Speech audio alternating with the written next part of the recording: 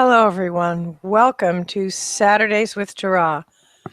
I'm Mary Beth at the Law of Attraction Club, on the web at theloaclub.com. This Hangout on Air presents our theme for the week. If you're live with us on this Hangout, you're welcome to join us on our conference line for our continued discussion after the Hangout. Please dial in using the number on your screen. We'd love to hear your questions and comments. Our discussion of the theme for the week also continues on our open call each week on alternating Tuesdays and Thursdays. If you're watching the recorded video, we'll be adding pop-up links with more information about us and our extended audio recording. Robin will be bringing through Tara for us today, so we welcome Robin and Tara. Welcome. There is an aphorism in this one's world, perhaps in yours also. Give a man a fish and you feed him for a day. Teach him to fish and you've fed him for a lifetime. In these discussions that we have, our inclination is always the lifetime approach, because there is no one size fits all. In a room of 1,000 people, if we say, visualize this thing or that thing, there are immediately 1,000 different versions of how you think and how successful you are at conjuring up the image. So on this topic of law of attraction exercises, we're going to teach you to fish, so to speak. We're going to define the basic building blocks and encourage you to construct what works for you.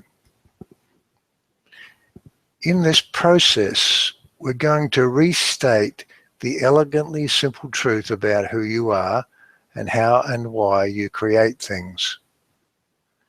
Now we know it's not necessarily easy to create what you want, but the underlying structure of everything is simple. There are many other descriptions of the fundamentals, and most of them start from the place that there's a world out there you have to deal with. The extent to which they come from that place is the extent that they get into complexity. And complexity builds upon complexity until you have to be a lifetime theological scholar to begin to comprehend it all. And in none of that do you get any closer to the answers to your everyday questions. So let's keep to the simple truth. And as we do that, we want you to have fun navigating in this game you came here to play, having experiences, giving birth to new desires, and creating new versions of your virtual reality. In our extended discussion shortly, you'll have the opportunity to explore any roadblocks you're having, and we'll see if we can't clear some of those away for you.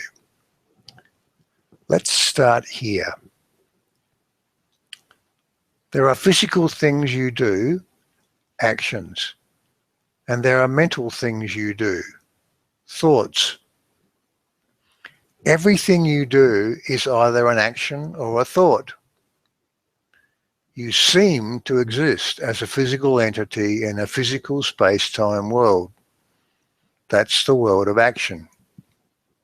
You actually exist as a non-physical, non-space-time consciousness. You're actually a thinking entity. You are, we are. Every consciousness that exists is a thinking entity. It's the way you think that creates you and your matching context. The way you think creates your world. So as we get into this, we want you to keep in mind that physicalness is, and action is, nothing more than the byproduct of your thoughts. From an Abraham quote this week, your action has nothing to do with your abundance. Your abundance is a response to your vibration. Of course, your belief is part of your vibration. So if you believe that action is part of what brings your abundance, then you've got to unravel that. In other words, action is only important to the extent that you choose to believe it is. Now, having said that, you're playing this physical game, and you're in action from the moment you wake up till the moment you go to sleep. So let's, as Abraham suggests, unravel that a little. Let's explore the origin of your physicalness.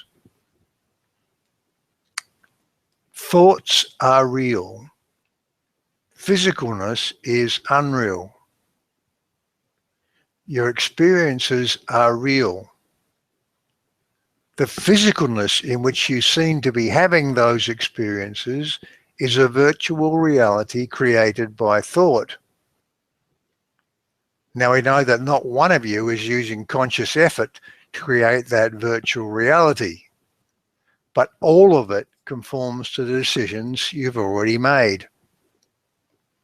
That structure and the decisions that design it sit beneath the level of your consciousness. It's your subconscious tapestry of expectations about everything. You can think of it as residing in the space between your now thinking self and the bigger part of you that stretches back to the very source of everything, back to the collective consciousness of all that is. So here are the important principles. 1. Your thought decisions, and only your thought decisions, created the tapestry of thought habits that defines your world. 2. There are no parts of that tapestry you cannot consciously revisit now. And 3. There are no parts of that tapestry you cannot change by practicing new belief choices into that fabric of subconscious expectations. So the whole point of law of attraction exercises is to change habits. The habits of thinking you once adopted into new habits that support you in the way you now want to live. Here are our 4 suggested building blocks. We encourage you to try them on for size right now as we describe what they are. A. Be the observer. In its most basic form, it can simply be acknowledging to yourself what we have just talked about. Thoughts are real. Physicalness is unreal. Thoughts create everything. You can expand from there to, how do I feel right now? Which, as you know, is really like clicking Get Directions link on the Google map. Are you heading towards what you want, or are you heading away from it? You can further expand that to, how have I been feeling generally over the last week, the last year?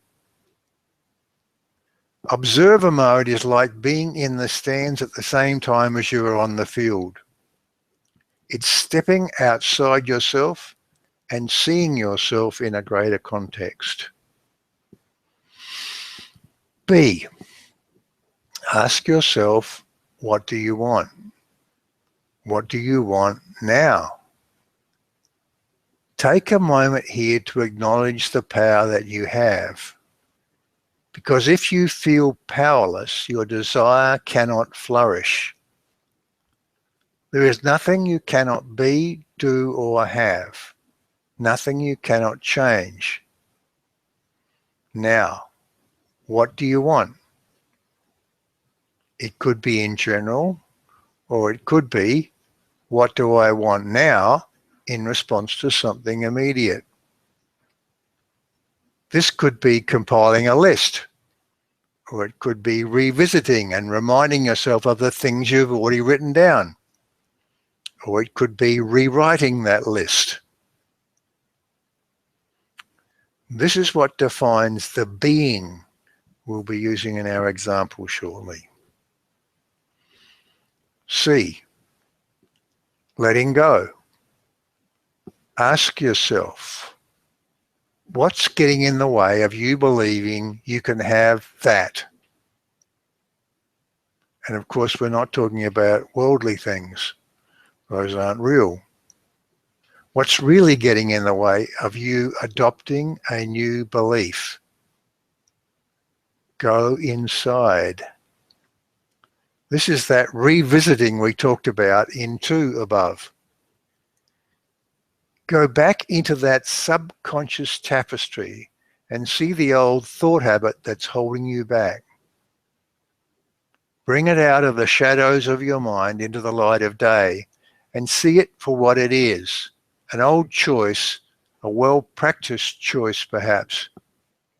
But today a new day dawns. Today is the start of practicing a new choice. It's time to release that old choice. Let it go. Dismiss it. D, get into the being place.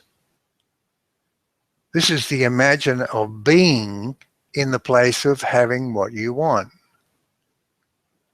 We've heard some of you say you're not good at imagining. We say phooey. That's just another one of those old belief choices you made, and like all of them, it's self-reinforcing. If that's how you feel, start with one basic new choice. I'm good at imaging what I want. Then go from there. Find paths that work to get you there, perhaps stepping through a doorway. Be in that new version of your virtual reality. Dance around in it. Feel yourself in it. So there's our 4 building blocks. How did those feel to you? Just about every effective law of attraction exercise has some combination of those elements.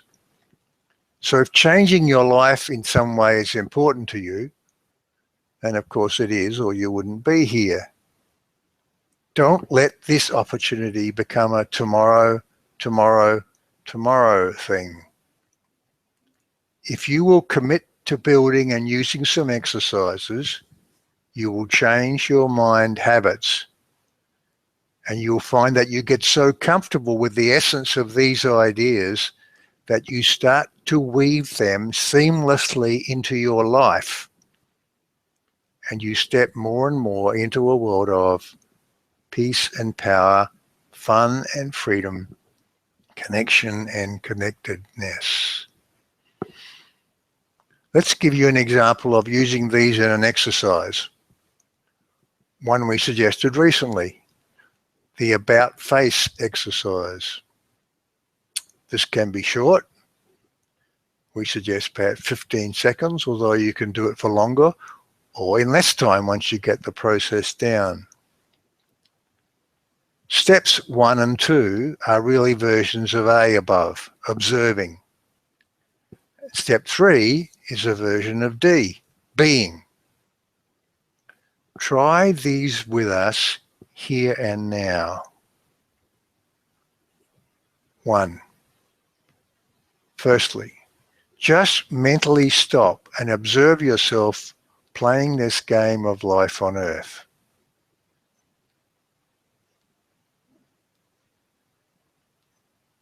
2. Do an about face and see and feel the connection you have back to source. 3. Do another about face and see and feel the world as you want it to be. If you can do this 10 times a day for 60 days, you will discover you have stepped consciously into a new version of reality. Let's go back to the subject of thought versus action. We sort of posed at the start as a way of getting into this topic, and think about success, however you personally define it.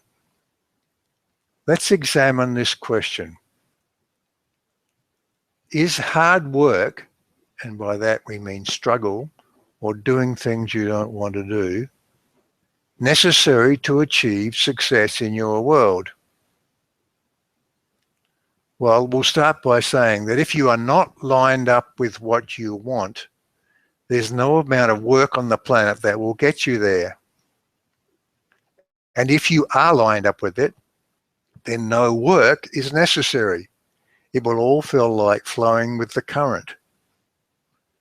And there will be many times where you find yourself somewhere in between those two. This one used to say, take no action that's not inspired action. Get into alignment first. Then one day when he was stuck, he decided he should take some action anyway. And as he did, he got into the flow. Alignment came as he took the action. And so now he is more flexible on this topic because he has come to discover that there are many paths to alignment. And sometimes doing can help. But here's the point. Getting into action that's hard work and hating it will not get you there. If action feels necessary, always start with the end result in mind. That's why plans are important. They help you to already be where you're going. You chose to come into this game of life on earth as a way of experiencing the joy of creating new things in this very focused environment.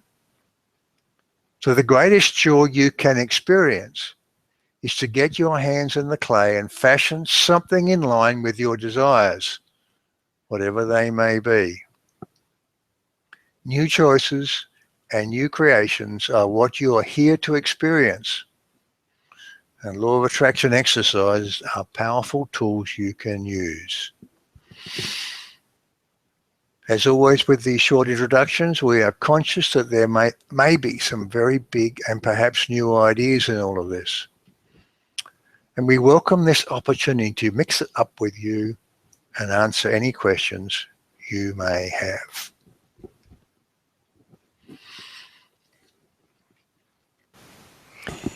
If you've been live with us on this Hangout, our discussion continues now on our conference line. You're welcome to join us and bring your questions and comments. Use the number on your screen.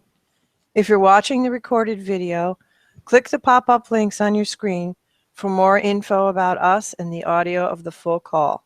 And if you'd really like to change your life in the next 12 months, we have 2 fantastic programs you can join right now.